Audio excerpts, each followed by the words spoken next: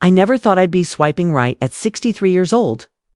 But there I was, sitting in my favorite armchair with reading glasses perched on my nose, squinting at photos of silver-haired strangers on my phone. And you know what? I laughed out loud at myself. Because if someone had told me 5 years ago that I'd be navigating dating apps and feeling butterflies in my stomach again, I would have said they were absolutely crazy. But here's the thing. Nobody tells you about getting older. Love doesn't just disappear because you've blown out more birthday candles. Your heart doesn't retire when you do. And the desire for connection, for intimacy, for someone to share a cup of coffee with on a Sunday morning, that doesn't come with an expiration date. So today, I want to talk to you about something that changed my life in the most unexpected way. I want to talk about love after 60. Real love. Second chances. New beginnings. And yes, even the awkwardness of dating when you thought those days were long behind you. Let me start by being completely honest with you. After my husband passed away 4 years ago, I genuinely believed that chapter of my life was closed. We'd had 41 beautiful years together. We'd raised 3 kids, traveled when we could afford it, argued about whose turn it was to take out the garbage, and held hands through more hospital visits than I care to remember. When he died, part of me felt like I died too. And for a long time, I was okay with that. I had my memories. I had my children and grandchildren. I had my book club and my garden. That felt like enough. But somewhere around year 3 of widowhood, I noticed something shifting inside me. I'd be watching a romantic comedy, and instead of crying about what I'd lost, I'd find myself thinking about what might still be possible. I'd see elderly couples walking hand in hand in the park. And instead of feeling only sadness, I'd feel a little spark of something else. Hope maybe, or longing. Or just the simple recognition that I wasn't ready to close my heart completely. My daughter was the one who finally said it out loud. We were having lunch, and she looked at me across the table and said, "Mom, you're allowed to want companionship again. You're allowed to want love."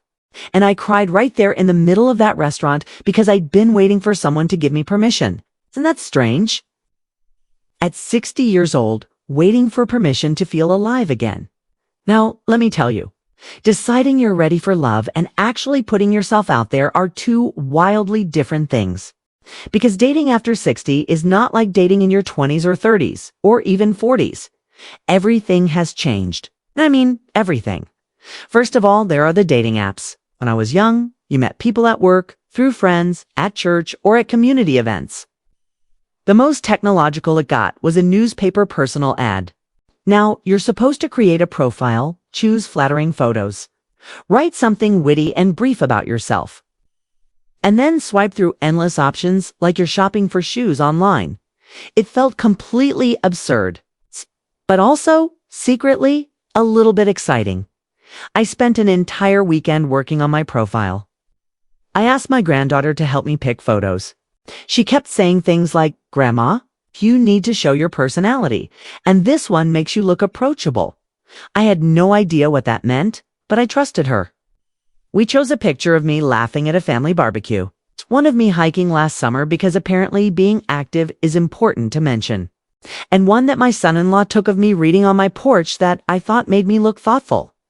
Then came the bio. What do you say about yourself in 150 characters? Recently widowed grandmother of 5 seeking companionship sounded depressing. Active senior looking for adventure sounded like I was trying too hard. I eventually settled on something simple and true.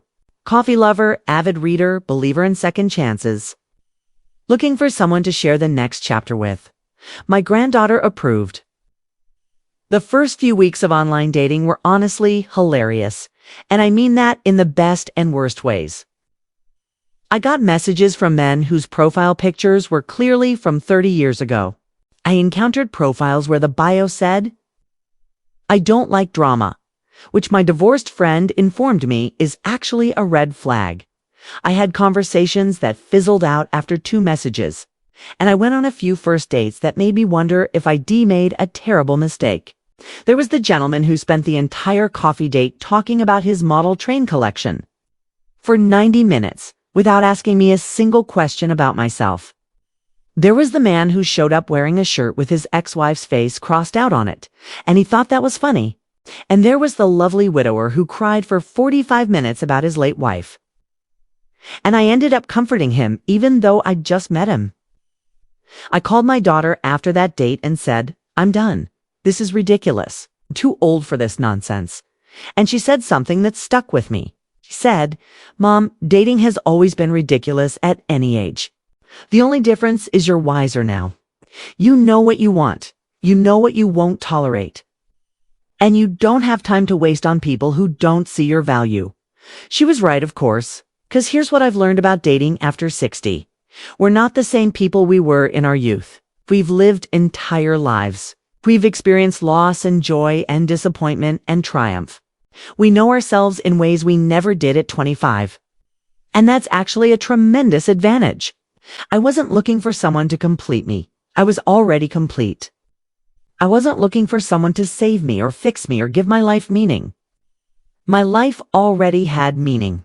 What I was looking for was companionship, someone to share experiences with, someone who made me laugh, someone who was kind and emotionally available and ready for this stage of life. And eventually, I found him. Or rather, we found each other. His name is Robert, and he's 67. He's a retired high school history teacher, a grandfather of 3, and he makes the worst dad jokes I've ever heard. Our first date was at a local botanical garden, and we walked and talked for 3 hours. We talked about our past marriages with respect and love for our late spouses.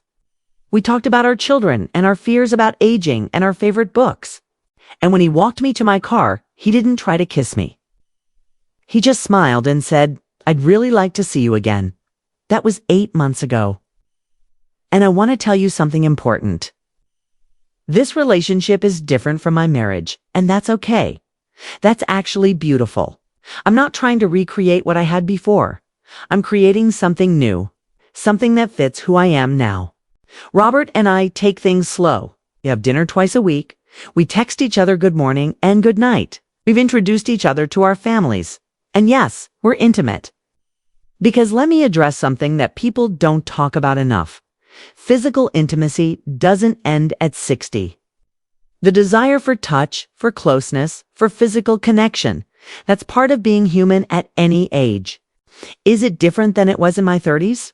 Of course. Our bodies have changed. Things take longer. We laugh at ourselves more. We're more patient. We're more comfortable saying what we need and want. Honestly, it's wonderful in ways I didn't expect. Because there's no performance anxiety. It's no pretending. It's just two people who care about each other being vulnerable and present and real. But it's not just about the physical. It's about having someone to call when something funny happens. It's about having someone who remembers to ask about my doctor's appointment. It's about sharing a crossword puzzle on Sunday morning or arguing about whether to watch a documentary or a comedy. It's about not feeling so alone in the world. Now, I want to talk to those of you who might be where I was 2 years ago. Maybe you're recently divorced or widowed. Maybe you've been single for years and thought that was just how it would be.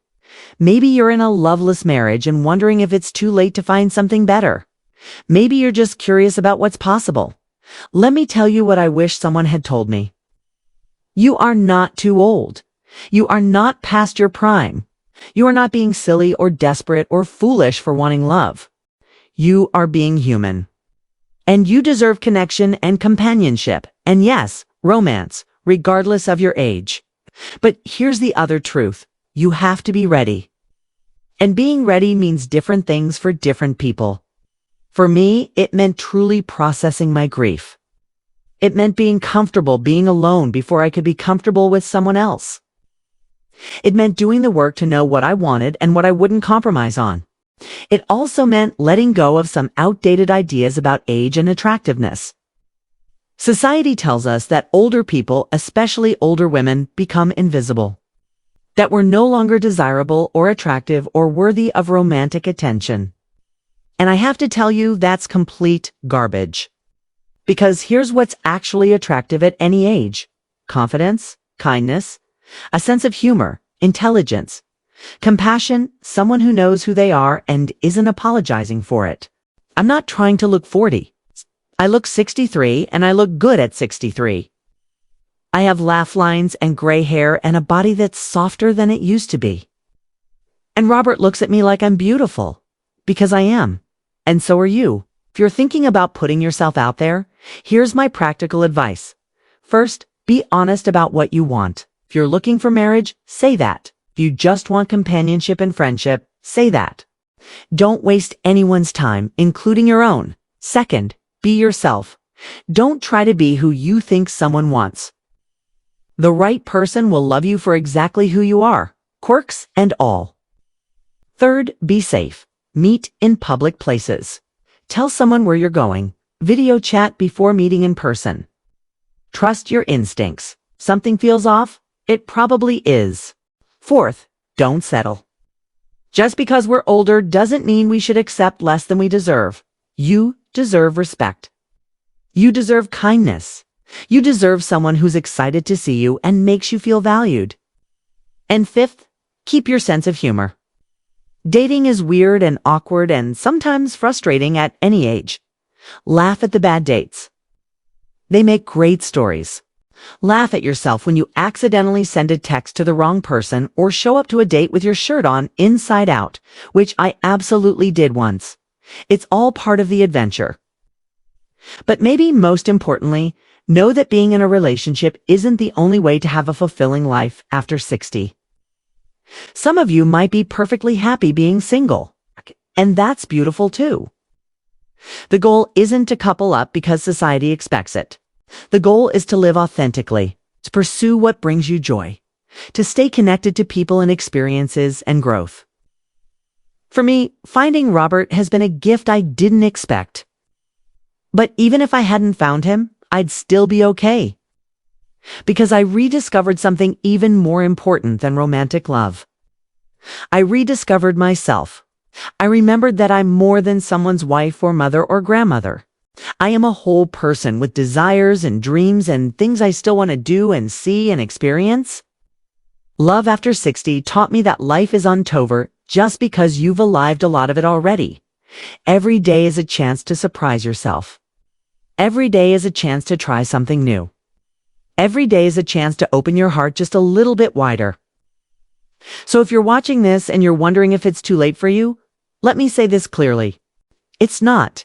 It's never too late to want more. It's never too late to put yourself out there. It's never too late to believe in the possibility of connection and joy. And yes, even butterflies in your stomach when someone texts you, "Good morning." Your story isn't over. This is just a new chapter. And new chapters can be just as beautiful, just as meaningful, and just as full of love as any that came before. If this resonated with you, if you're on this journey too, or thinking about starting it, I'd love to hear from you in the comments. Share your story, share your fears, share your hopes.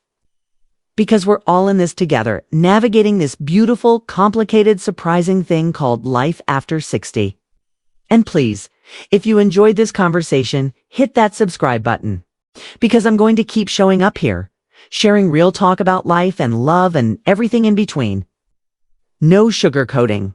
No pretending aging is easy or that we have all the answers. It's just honest conversations between friends about what it really means to keep living fully at this stage of life. Thank you for spending this time with me today. Thank you for being brave enough to keep your heart open. And remember, the best is yet to come. I truly believe that. See you in the next one.